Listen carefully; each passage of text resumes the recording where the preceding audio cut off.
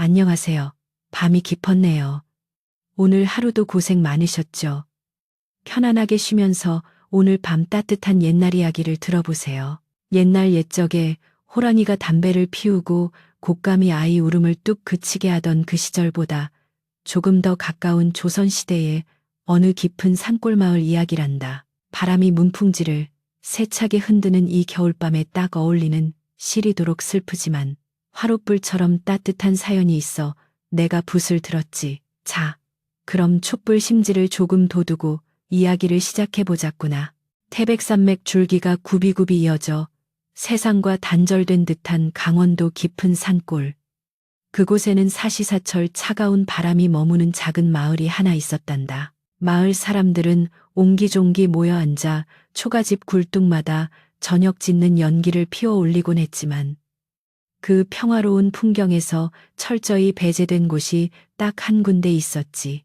마을 어귀에서도 한참을 더 걸어 올라가야 닿을 수 있는 산길은 인적이라고는 찾아볼 수 없는 험한 곳에 쓰러질 듯 위태롭게 서 있는 낡은 초가집 한 채가 바로 그곳이었어. 그 집의 주인은 열이라는 이름의 처녀였단다. 열이는 이름처럼 마음이 여리고 순한 아이였지만 세상은 그녀에게 그리 관대하지 않았어.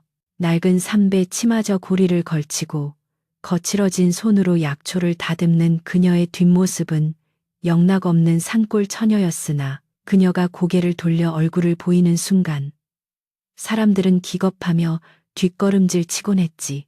오른쪽 이마에서부터 뺨을 타고 내려와 턱 끝까지 이어지는 붉고 검은 반점 때문이었어. 마치 붉은 잉크를 엎질러 놓은 듯 혹은 화마가 핥히고 간 흉터처럼 보이는 그 거대한 반점은 그녀의 고운 왼쪽 얼굴과는 너무나도 잔인한 대조를 이루고 있었단다. 사람들은 그녀를 열이라고 부르기보다는 반쪽 귀신이라거나 흉물이라 부르기를 서슴지 않았어. 마을의 어른들은 아이들에게 저 산 위에는 마녀가 사니 절대 가까이 가지 말라고 으름장을 놓았고 열이가 어쩌다 마을에 내려오는 날이면 소금을 뿌리며 재수가 없다고 침을 뱉기도 했지. 그래서 열이는 스스로 세상과 담을 쌓고 오로지 산짐승과 바람 그리고 이름 모를 들풀들만을 벗삼아 외롭게 살아가고 있었단다. 어느 해 유난히도 매서운 동장군이 기승을 부리던 겨울이었어. 며칠째 계속된 폭설로 산길은 끊기고 열이의 오두막은 눈 속에 파묻혀 지붕만 겨우 내놓고 있었지. 방 안에 옮기라고는 다 타버린 재만 남은 싸늘한 아궁이뿐이었고 쌀독을 긁어보아도 손톱 끝에 걸리는 것은 차가운 독의 바닥뿐이었단다. 배고픔보다 더 무서운 것은 뼈 스며드는 한기였지만 살기 위해서는 무엇이라도 먹어야 했기에 열이는 깊은 한숨을 내쉬며 자리에서 일어났어. 그녀는 낡은 목화솜 누비옷을 껴입고 얼굴을 가리기 위해 쓰개치마를 깊게 눌렀었단다. 거울이라곤 맑은 물을 담아둔 나무 대야뿐이었지만 열이는 그 수면 위에 비친 자신의 얼굴을 차마 똑바로 바라보지 못했어. 물결의 일렁이는 붉은 반점이 마치 자신을 비웃는 것만 같아서 그녀는 황급히 고개를 돌려 밖으로 나섰지.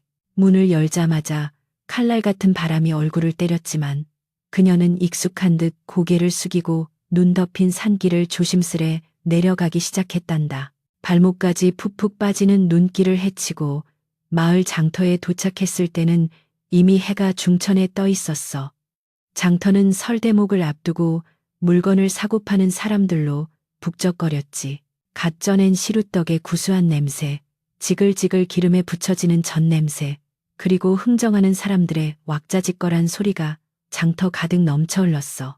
하지만 그 활기찬 풍경 속에서 열이는 마치 다른 세상에서 온 이방인처럼 겉돌고 있었단다. 그녀가 지나가는 길마다 사람들은 모세의 기적처럼 길을 터주었지만 그것은 존경의 의미가 아니라 혐오와 두려움의 표현이었지. 열이는 사람들이 자신을 피해 수군거리는 소리를 애써 무시하며 품속에 소중히 간직해온 말린 도라지와 더덕을 꺼내 좌판 구석에 펼쳐놓았어. 겨우내 언손을 호호 불어가며 산을 뒤적 해낸 귀한 약초들이었지. 하지만 아무도 그녀의 물건을 거들떠보려 하지 않았어. 붉은 반점을 가진 여자가 캔 약초를 먹으면 재앙이 옮겨온다는 헛소문이 이미 마을 전체에 퍼져 있었기 때문이란다. 저 여자 물건은 쳐다보지도 마. 부정탄다.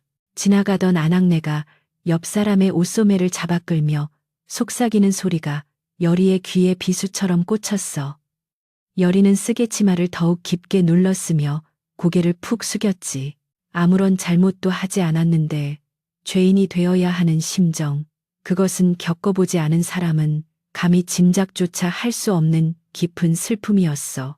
그녀의 눈가는 어느새 붉게 물들었지만 흐르는 눈물을 닦아줄 사람 하나 없는 이곳에서 우는 것은 사치라는 것을 그녀는 너무나 잘 알고 있었단다.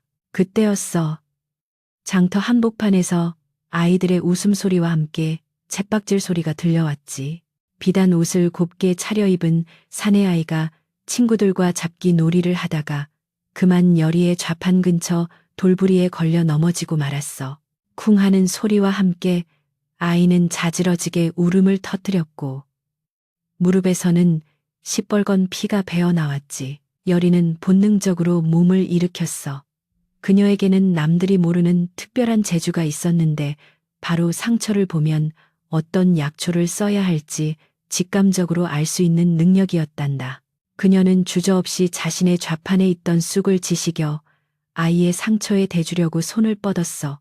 아이의 고통을 덜어주고 싶은 순수한 마음뿐이었지. 하지만 그녀의 손이 아이의 무릎에 닿기도 전에 날카로운 비명소리가 그녀의 고막을 찢을 듯 울려 퍼졌어. 손대지 마.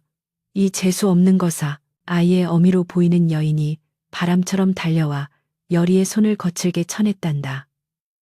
여리의 손에 들려있던 으깨진 쑥이 힘없이 바닥으로 떨어져 진흙탕 속에 뒹굴었지.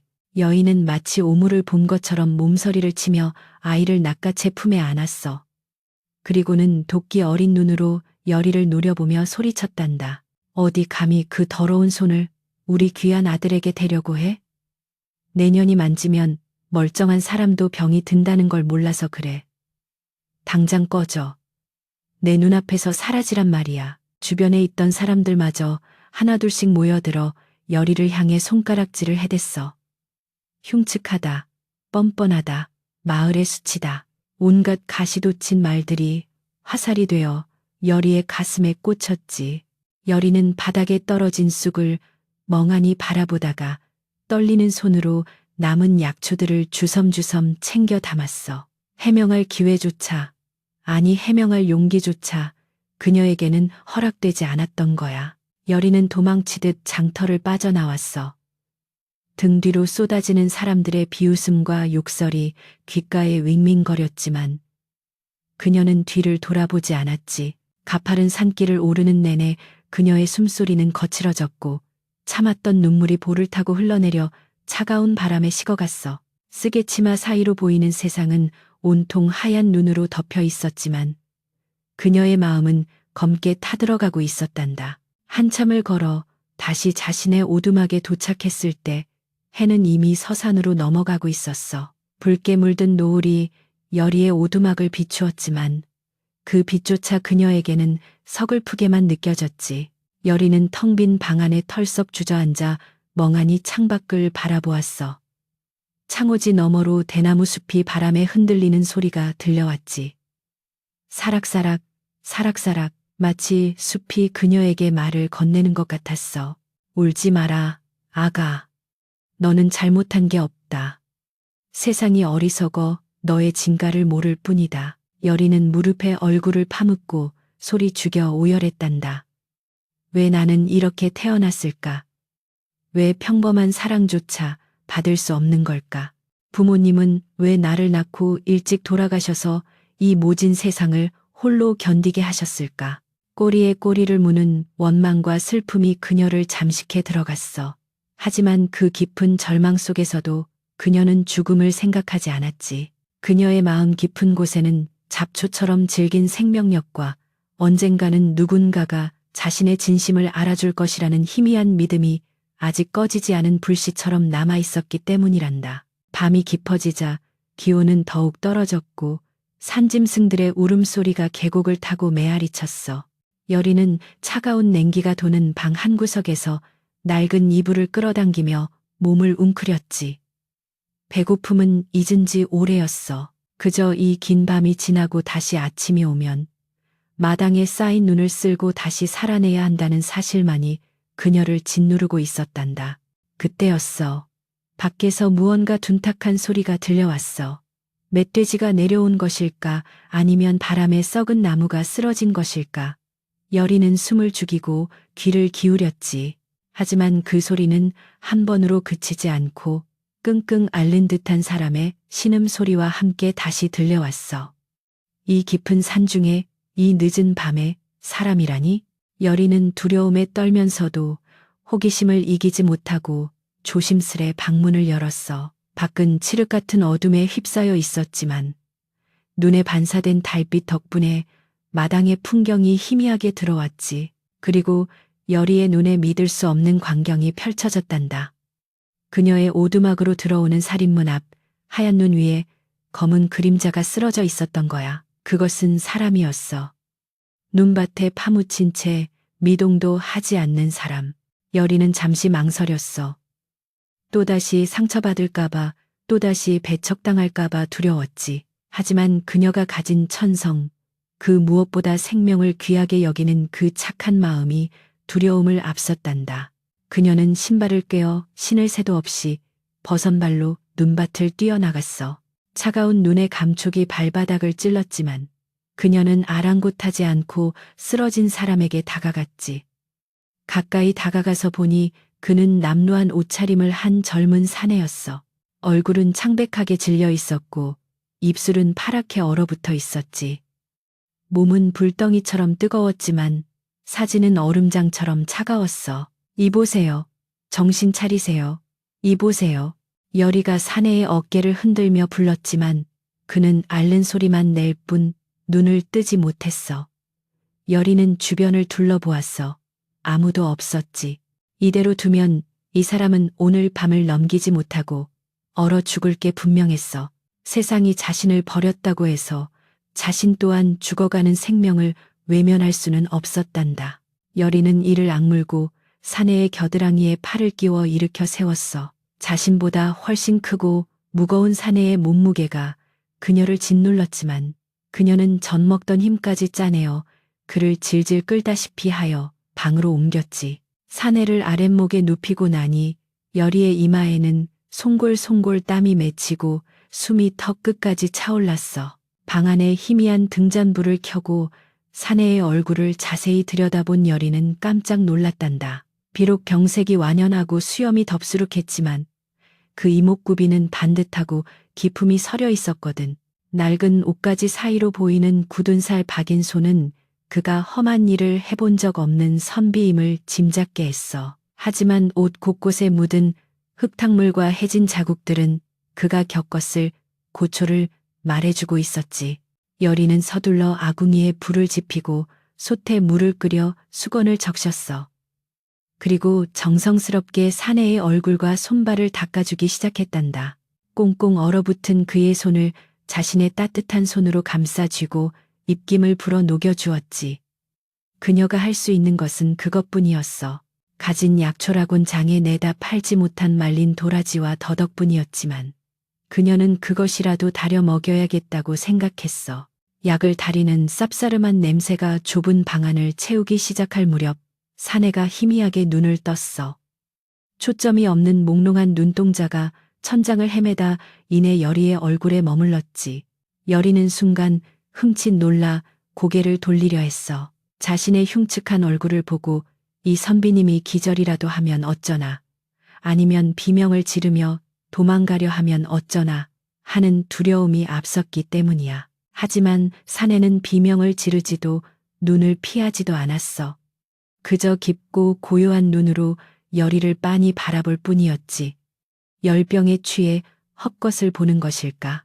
아니면 너무 지쳐서 두려움조차 느끼지 못하는 것일까? 사내의 입술이 아주 천천히 움직였어. 물 좀. 여리는 황급히 따뜻한 물 한 사발을 떠서 사내의 입가에 가져다 대었어.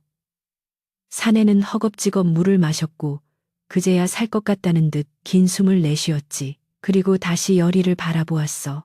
등잔불 아래 드러난 여리의 붉은 반점은 숨길 수 없이 선명했지만 사내의 눈빛에는 혐오감 대신 알 수 없는 안도감이 서려 있었단다. 고맙소, 낭자, 저승사자인 줄 알았는데 관세음 보살님을 만난 게로군요. 그 한마디에 여리의 심장이 쿵 하고 내려앉았어. 평생을 괴물, 귀신 소리를 듣고 살아온 그녀에게 보살님이라니. 여리는 자신의 귀를 의심했지. 하지만 사내의 눈빛은 너무나도 진지하고 맑았어. 여리는 왈칵 쏟아지려는 눈물을 삼키며 아무 말 없이 고개를 숙였단다. 창밖에는 여전히 눈보라가 휘몰아치고 있었지만 이 작고 낡은 오두막 안에는 난생 처음 느껴보는 따스한 기류가 흐르기 시작했지. 그것은 두 고독한 영혼이 만나는 순간 피어오른 작지만 위대한 기적의 서막이었단다. 지난밤의 그 거센 눈보라는 거짓말이었던 것처럼 이튿날 아침은 눈이 시리도록 투명한 햇살과 함께 밝아왔단다. 밤새 윙윙거리며 오두막을 집어삼킬 듯 울어대던 바람도 잦아들고 세상은 온통 하얀 눈, 이불을 덮고 고요한 침묵 속에 잠겨 있었지. 지붕 처마 끝에는 수정처럼 맑은 고드름이 주렁주렁 매달려 아침 햇살을 받아 영롱하게 빛나고 있었어. 여리는 밤새 한숨도 눈을 붙이지 못했단다. 낯선 사내가 좁은 단칸방 윗목을 차지하고 누워 있었으니 처녀의 몸으로 마음 편히 잠들 수가 없었지. 그녀는 아궁이 앞에 쭈그리고 앉아 불씨가 꺼지지 않도록 밤새도록 마른 장작을 밀어넣으며 가마솥에 약초를 다리고 또 다렸어. 쌉싸름하면서도 구수한 냄새가 방 안의 눅눅한 공기를 밀어내고 그 자리를 따스한 온기로 채워나갔지. 동이 트자 사내가 뒤척이며 무거운 눈꺼풀을 들어 올렸어. 밤새 끓어오르던 고열은 한풀 꺾인 듯 창백했던 얼굴에 아주 희미하게 남아 혈색이 돌아와 있었지.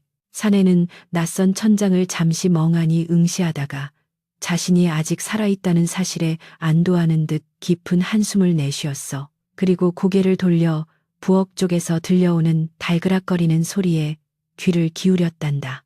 여리가 김이 모락모락 나는 약사발을 들고 조심스레 방으로 들어왔을 때 사내는 힘겹게 몸을 일으켜 앉으려 했어. 하지만 며칠을 굶고 추위에 시달린 몸은 물에 젖은 솜처럼 무거워 말을 듣지 않았지. 여리는 황급히 다가가 사내의 등 뒤에 낡은 베개를 받쳐주었어. 밝은 아침 햇살 아래 드러난 여리의 얼굴.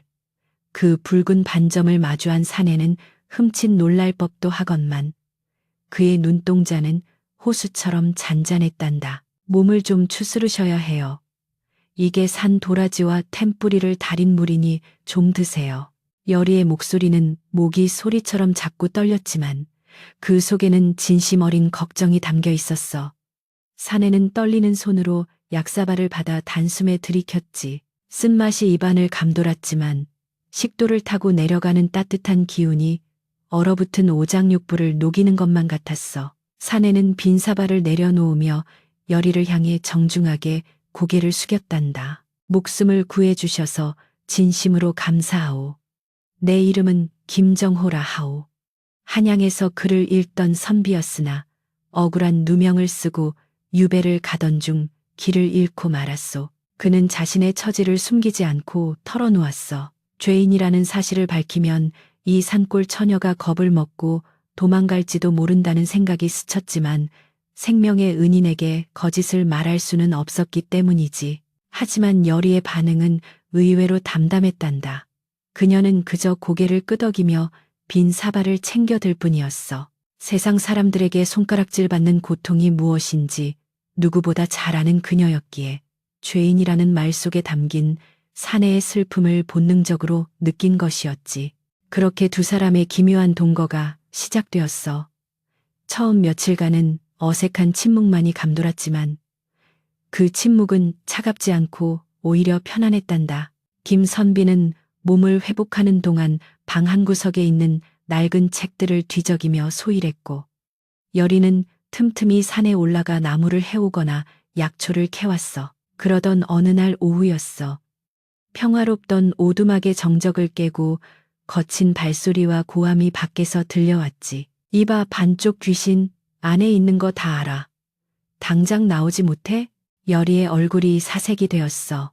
김선비가 무슨 일인가 싶어 몸을 일으키려 했지만 여리는 검지 손가락을 입술에 대며 조용히 하라는 신호를 보냈지. 그리고는 황급히 방문을 닫고 밖으로 나갔단다. 마당에는 험상궂게 생긴 장정 서너 시직에 작대기를 들고 서 있었어. 그들은 마을 유지이자 욕심 많기로 소문난 최판서의 하인들이었지. 우두머리로 보이는 사내가 바닥에 침을 챔뱉으며 여리에게 다가갔어. 최대감마님께서 인내심이 바닥나셨다. 봄이 오기 전에 이 흉물스러운 집을 비우라고 했지. 내년이 깔고 앉은 이 땅이 명당이라는데 재수없는 내가 살고 있어서 마을에 좋은 기운이 안 돈다고. 그건 억지예요. 이 땅은 돌아가신 부모님이 남겨주신 유일한 곳이에요. 저는 갈 곳이 없어요. 여리가 떨리는 목소리로 항변했지만 사내는 들은 척도 하지 않고 지게 작대기로 오두막의 썩은 기둥을 쾅쾅 내리쳤어. 흙먼지가 우수수 떨어지고 지붕이 위태롭게 흔들렸지. 시끄러워. 내년 얼굴만 봐도 밥맛이 떨어지는데 무슨 말이 많아? 당장 짐을 싸지 않으면 며칠 뒤에 와서 이 오두막에 불을 질러버릴 테니 그리 알아. 그들은 여리에게 온갖 저주와 욕설을 퍼붓고는 마당에 널어놓은 약초 바구니를 발로 걷어차 엎어버리고 낄낄거리며 사라졌어. 여리는 흙바닥에 흩어진 약초들을 보며 털썩 주저앉았지. 눈물이 하염없이 흘러내렸지만 소리내어 울 수도 없었어. 방 안에 있는 손님이 들을까봐 입술을 깨물며 흐느낌을 삼켜야 했단다. 그때 등 뒤에서 방문이 드르륵 열리는 소리가 들렸어. 여리가 놀라 뒤를 돌아보자 김선비가 문설주를 잡고 위태롭게 서 있었지. 그의 얼굴은 분노로 인해 붉게 상기되어 있었고 평소에 온화하던 눈빛은 매섭게 빛나고 있었어. 그는 비틀거리며 마루로 나와 여리의 어깨를 감싸 쥐었단다. 괜찮소? 다친 데는 없소? 선비님, 보고 계셨어요? 어찌 보지 않을 수 있겠소. 저런 무도한 자들을 보았나. 힘없는 여인에게 어찌 저리도 잔인하게 군단 말인가. 내 몸만 성했더라도 김선비는 주먹을 꽉 쥐며 자신의 무력함을 한탄했어. 글만 읽을 줄 알았지. 당장 눈앞의 폭력 앞에서는 아무런 힘도 쓰지 못하는 자신이 한심하게 느껴졌던 거야. 하지만 여리는 고개를 저으며 눈물을 닦았어. 오히려 자신 때문에 병이 도질까 걱정하며 그를 부축해 방으로 이끌었지. 저는 괜찮아요. 늘 있는 일인걸요. 익숙해져서 아무렇지도 않아요. 익숙하다니. 어찌 멸시에 익숙해질 수가 있단 말이오. 낭자는 아무런 잘못이 없소. 저들이 눈이 멀어 낭자의 고운 심성을 보지 못하는 것일 뿐이오. 김선비의 그 말 한마디가 여리의 얼어붙은 가슴에 파문을 일으켰어. 태어나서 처음 들어보는 위로였지. 부모님이 돌아가신 후 누구도 그녀에게 너는 잘못이 없다고 말해준 적이 없었어. 여리는 김선비의 깊은 눈을 바라보며 이 사람이면 자신의 모든 것을 보여주어도 괜찮을지도 모른다는 생각을 하게 되었단다. 그날 밤 두 사람은 늦도록 잠들지 못하고 도란도란 이야기를 나누었어. 김선비는 한양의 화려한 풍경과 궁궐의 이야기를 들려주었고 여리는 산짐승들의 습성과 계절마다 피어나는 꽃들의 이야기를 들려주었지. 김선비는 여리의 해박한 지식에 깜짝 놀랐어. 글을 배우지 못했음에도 그녀는 자연의 이치를 몸으로 체득하여 웬만한 학자보다 더 깊이 있는 지혜를 가지고 있었거든. 낭자는 의원이 되어도 손색이 없겠소. 아까 내게 준 약초차도 그렇고 약초를 다루는 솜씨가 예사롭지 않소. 어깨 너머로 배운 것뿐이에요. 산에 살다 보면 자연스럽게 알게 되는 걸요. 저기 창문 너머 대나무 숲 소리가 들리세요? 잎이 부대끼는 소리가 평소보다 날카로우면 다음 날엔 꼭 큰 바람이 불어요. 그리고 흙냄새가 비릿하게 올라오면 며칠 안에 비가 오고요. 여리가 신이 나서 이야기할 때 김선비는 턱을 괴고 그녀를 바라보았어. 등잔불 아래서 이야기하는 그녀의 눈동자는 별처럼 반짝였고 붉은 반점은 더 이상 흉터가 아니라 그녀만의 독특한 문양처럼 느껴졌지. 그는 비로소 깨달았어. 이 여인은 겉모습이 추한 것이 아니라 세상의 편견이라는 거울이 그녀를 추하게 비추고 있었을 뿐이라는 것을. 하지만 행복한 시간은 잠시였어. 김선비의 몸은 조금씩 회복되어 갔지만 식량은 바닥을 보이기 시작했단다. 게다가 최판서가 보낸 기한은 하루하루 다가오고 있었지. 여리는 겉으로는 내색하지 않았지만 속으로는 다가올 미래에 대한 두려움으로 매일 밤잠을 설쳤어. 만약 쫓겨나게 되면 아직 몸도 성치 않은 선비님을 데리고 어디로 가야 한단 말인가. 어느 날 아침 김선비는 마당에 나와 맑은 공기를 들이마시며 결심한 듯 여리를 불렀어. 낭자, 내가 이곳에 계속 머물러 낭자에게 짐이 될 수는 없소. 내 몸이 어느 정도 회복되었으니 이제 내가 할 수 있는 일을 찾아보려 하오. 안 돼요, 선비님. 아직 찬바람을 쐬면 안 돼요. 그리고 밖에는 여리는 말을 잇지 못했어. 밖에는 선비님을 잡아가려는 관군이 있을지도 모른다는 말을 차마 할 수 없었지. 김선비는 빙긋 웃으며 여리의 거친 손을 잠시 잡았다 놓았어. 걱정 마시오. 나는 죄인이지만 동시에 글을 아는 선비요. 마을 아이들에게 글을 가르치거나 대필이라도 하면 입에 풀칠은 할 수 있을게요. 그리고 최판서라는 자를 한번 만나봐야겠소. 여리는 깜짝 놀라 눈을 동그랗게 떴어. 그 무서운 사람을 만나겠다니 호랑이 굴로 제 발로 들어가는 것과 다를 바 없는 일이었지. 하지만 김선비의 눈빛은 단호했어. 그는 더 이상 숨어서 보호받는 나약한 환자가 아니었어. 자신을 살려준 은인을 위해, 그리고 불의에 맞서기 위해 일어선 한 명의 사내였지. 그때 갑작스런 비명소리가 산 아래쪽에서 들려왔어. 짐승의 울음소리가 아닌 사람의 비명소리였지. 여리는 본능적으로 몸을 굳혔고 김선비는 긴장한 표정으로 소리나는 쪽을 응시했어. 그것은 또 다른 사건의 시작을 알리는 신호탄이었단다.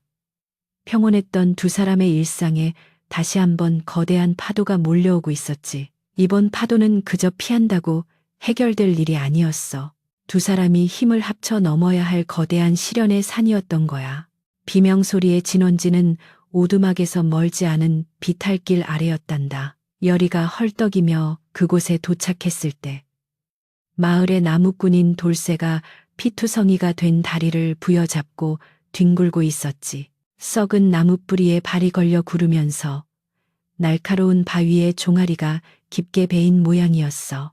검붉은 피가 눈 덮인 땅을 순식간에 붉게 물들이고 있었고 돌쇠는 고통과 공포에 질려 헛소리를 짓거리고 있었단다. 여리는 순간 멈칫했어. 평소 자신을 향해 돌을 던지던 그 돌쇠였으니까. 하지만 눈앞에서 죽어가는 생명을 외면할 수 없는 그녀의 천성이 다시금 발동했지. 여리는 품속에서 항상 지니고 다니던 작은 약초 주머니를 꺼냈어.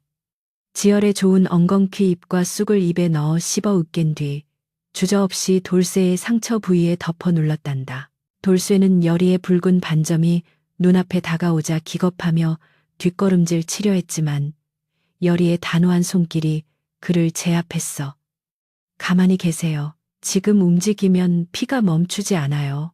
여리의 목소리에는 평소에 주눅든 기색은 온데간데 없고 사람을 살리겠다는 의지 서린 위엄이 가득했지. 뒤따라온 김선비는 나무 뒤에 숨어 그 광경을 지켜보고 있었어. 천대받는 여인이 자신을 멸시하던 사내를 구하기 위해 자신의 옷자락을 찢어 상처를 동여매는 모습은 충격적이면서도 경이로웠단다.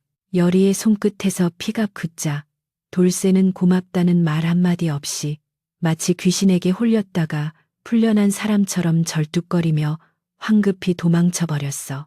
그 뒷모습을 바라보는 여리의 눈에는 씁쓸함이 스쳤지만 이내 안도감이 자리 잡았지. 김선비는 비로소 깨달았어.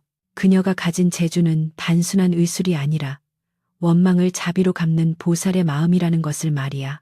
그러나 그날의 소동은 김선비에게 무리였나 보아. 오두막으로 돌아오자마자 그는 식은땀을 흘리며 쓰러지고 말았어. 감옥에서 겪었던 고문의 후유증과 긴 유배 생활로 약해진 심장이 차가운 산바람을 견디지 못한 게지. 그는 가슴을 쥐어뜯으며 붉은 피를 한 움큼 토해냈단다. 여리는 사색이 되어 그의 맥을 짚었어. 맥박이 신라같이 희미하고 불규칙하게 뛰고 있었지. 일반적인 탕약으로는 어림도 없는 위중한 상태였어. 마을 의원들은 이미 포기했던 병, 바로 화병과 심장의 기력이 다해 생기는 중증이었단다. 여리는 입술을 깨물며 결단을 내렸어. 그녀는 오두막 구석 깊숙이 숨겨두었던 작은 항아리를 꺼냈단다. 그 안에는 그녀가 지난 가을 벼랑 끝에서 목숨을 걸고 채취해 꿀에 절여둔 산삼의 잔뿌리와 귀한 약초들이 들어있었어. 그것은 언젠가 자신이 죽을 병에 걸리면 쓰려고 아껴둔 마지막 생명줄이었지. 하지만 여리는 망설임 없이 솥에 물을 붓고 그 귀한 약재들을 모두 털어 넣었어. 제발, 하늘이시여. 이분의 목숨만은 살려주세요. 이분은 세상에서 유일하게 저를 사람으로 봐준 분입니다. 그녀는 간절히 기도하며 밤새 부채질을 멈추지 않았단다. 약탕기에서 올라오는 은은하고 신비로운 향기가 방 안을 가득 채웠어. 여리는 정성껏 달인 탕약을 숟가락으로 떠서 의식을 잃은 김선비의 입에 조금씩 흘려 넣었지. 한 숟가락, 두 숟가락, 지극정성이 하늘에 닿았던 것일까. 사흘 밤낮을 사경을 헤매던 김선비의 호흡이 점차 고라지기 시작했어.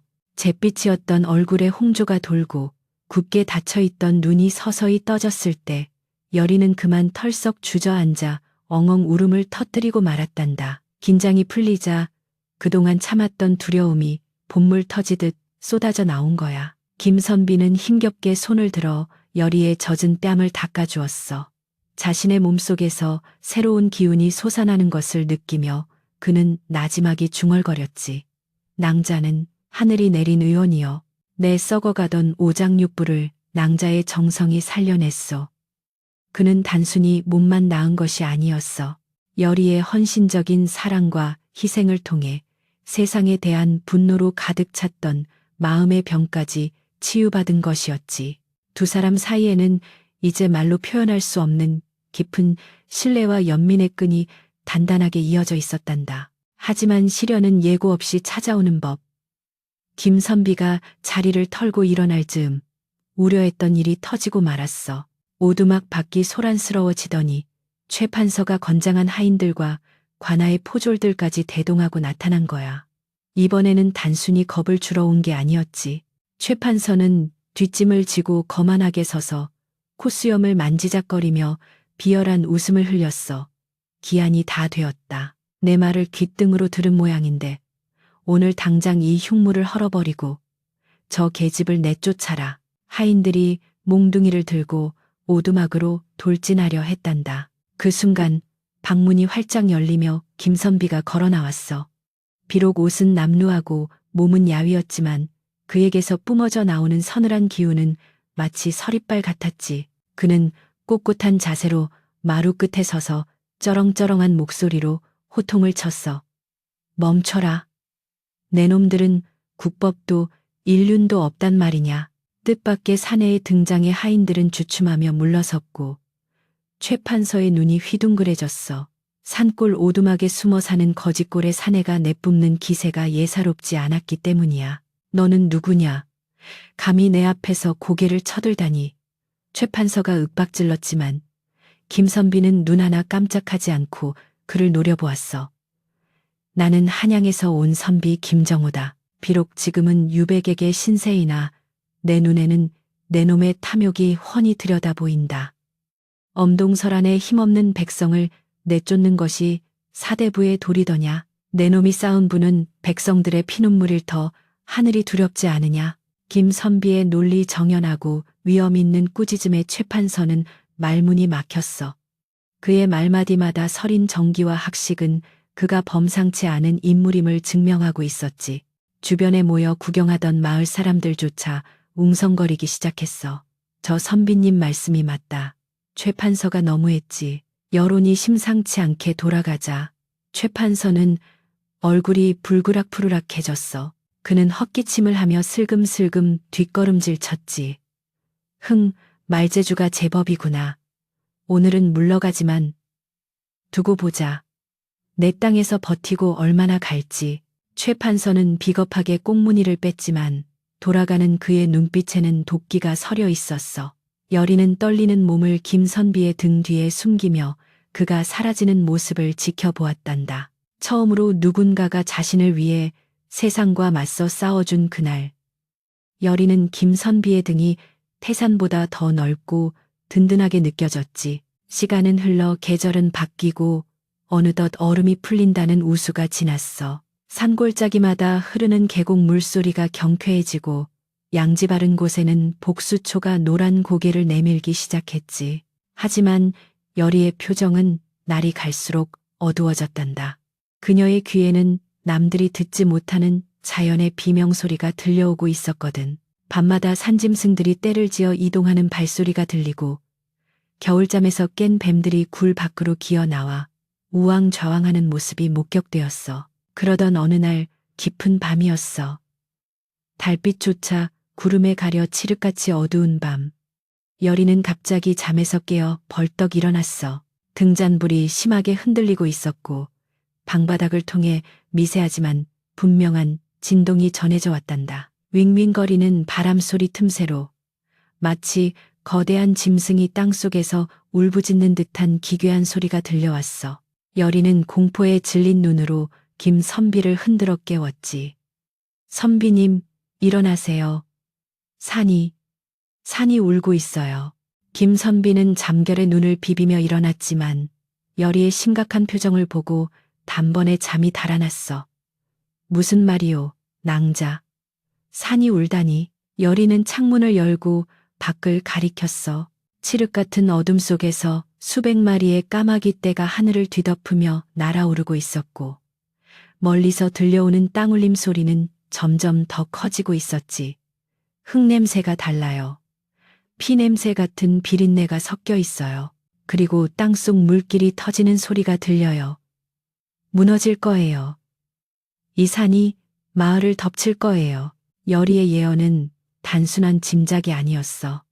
그것은 평생을 산과 호흡하며 살아온 자만이 느낄 수 있는 직감이이자 자연이 그녀에게만 허락한 경고였지. 김선비는 여리의 떨리는 어깨를 잡고 그녀의 눈을 깊이 들여다보았어. 미치광이의 헛소리라 치부할 수도 있었지만 그는 여리의 눈동자 속에서 흔들리지 않는 진실을 보았단다. 그녀가 지금껏 보여준 생명에 대한 경외심과 자연에 대한 통찰력을 믿었기 때문이야. 낭자의 말을 믿겠소. 김선비의 단호한 목소리가 여리의 불안을 잠재웠어. 우리가 마을 사람들을 구해야 하오.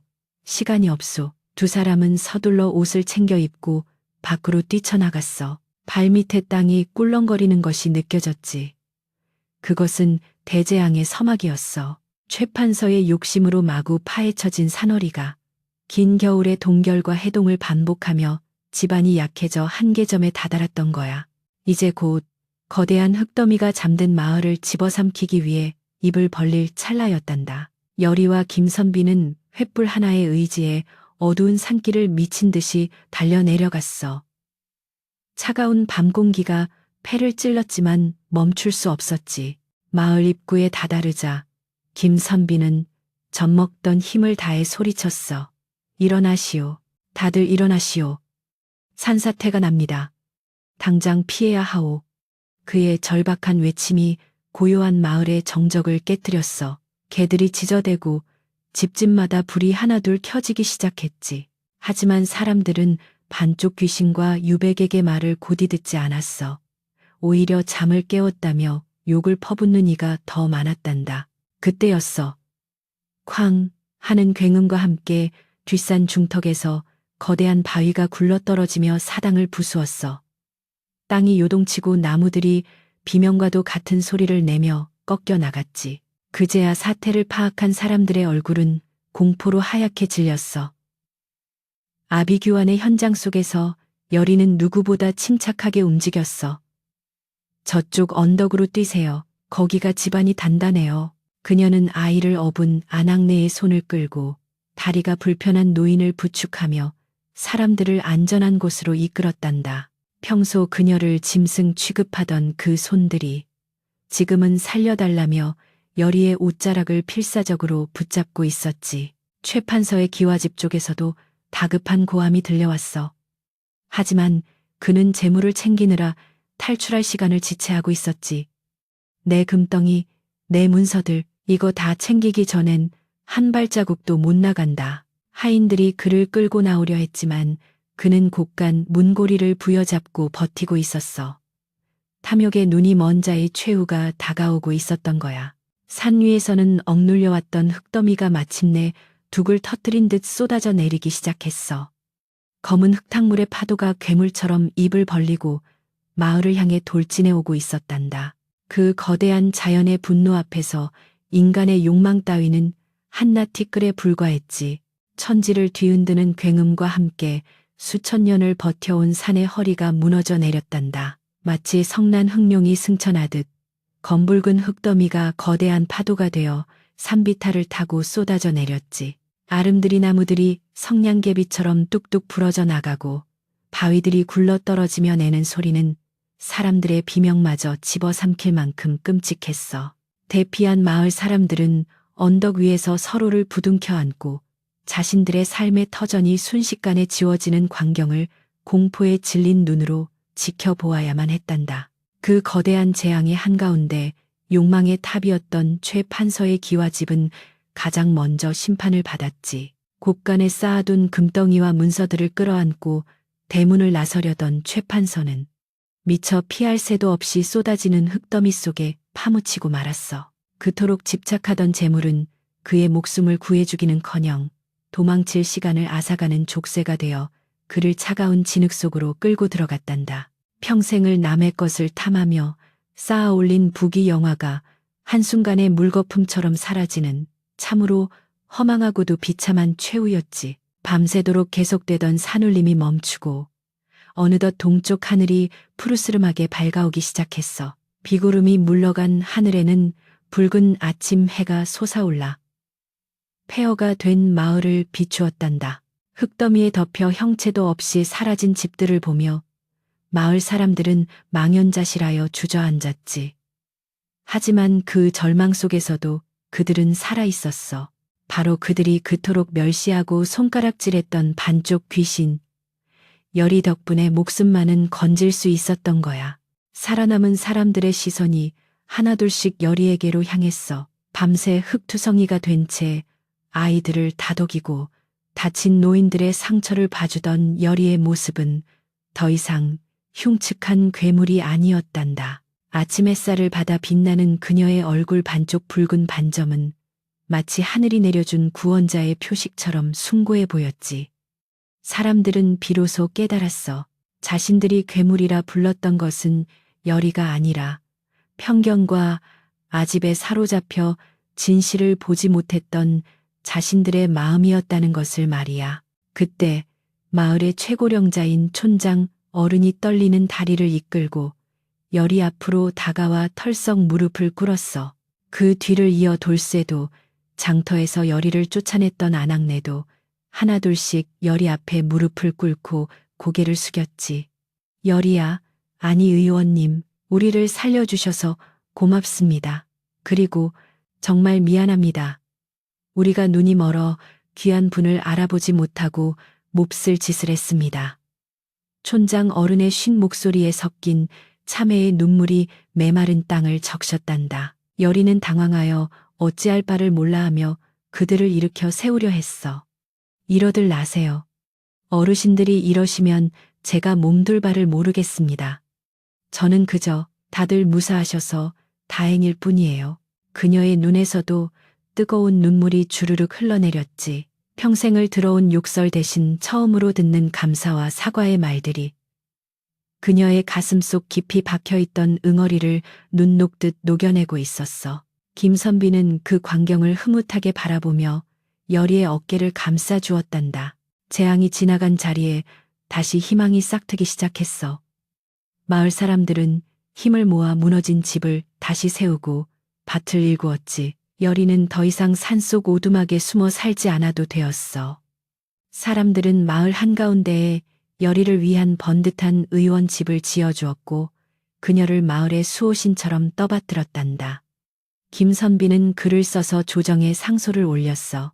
최판서의 비리와 횡포를 고발하고 자신에게 씌워진 누명을 벗겨달라는 내용이었지. 몇 달 뒤 한양에서 암행어사가 내려와 사건의 전말을 조사했단다. 최판서가 숨겨둔 장부들이 발견되면서 그의 악행이 만천하에 드러났고 억울하게 죄인으로 몰렸던 김선비의 결백도 밝혀졌지. 임금님은 김선비의 지조와 애민 정신을 높이 사서 그를 다시 관직에 복귀시키고 큰 상을 내리셨어. 김선비가 관복을 차려입고 마을을 떠나던 날 온 마을 사람들이 나와 그를 배웅하며 만세를 불렀단다. 하지만 김선비는 혼자 떠나지 않았어. 그는 여리의 손을 꼭 잡고 수줍게 웃으며 말했지. 낭자, 아니, 이제 나의 부인이 되어주시오.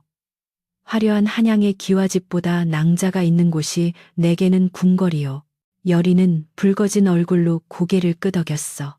신분의 차이도 외모의 흉터도 두 사람의 사랑 앞에서는 아무런 장애물이 되지 않았지. 두 사람은 가마를 타고 꽃길을 따라 한양으로 향했고 그 뒤로 따뜻한 봄바람이 불어와 그들의 앞날을 축복해 주었단다. 그로부터 수년이 지난 어느 날 한양의 어느 아담하고 정갈한 기와집 마당에는 아이들의 웃음소리가 끊이지 않았어. 여리를 쏙 빼닮은 고운 딸아이와 김선비를 닮아 의젓한 아들이 마당을 뛰어놀고 있었지.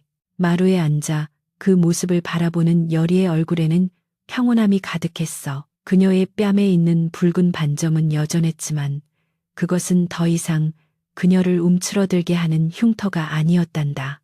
남편인 김대감에게는 세상에서 가장 사랑스러운 아내의 징표였고 아이들에게는 엄마만의 특별하고 자랑스러운 표식이었으니까. 여리는 지금도 가끔 밤하늘을 올려다보며 생각한단다. 모진 시련은 결국 더 단단한 행복을 주기 위한 하늘의 뜻이 아니었을까 하고 말이야. 착한 마음은 결코 배신하지 않고 진심은 언젠가 반드시 통한다는 진리. 그것이 바로 여리가 우리에게 남겨준 이야기가 아닐까 싶구나. 자, 이제 촛불이 다 타들어갔네. 창밖에는 다시 눈이 내리기 시작하는구나. 오늘 밤 들려준 이 이야기가 자네의 꿈속에서 따뜻한 위로가 되기를 바라네. 밤이 깊었으니 이만 잠자리에 들게나 부디 좋은 꿈 꾸시게.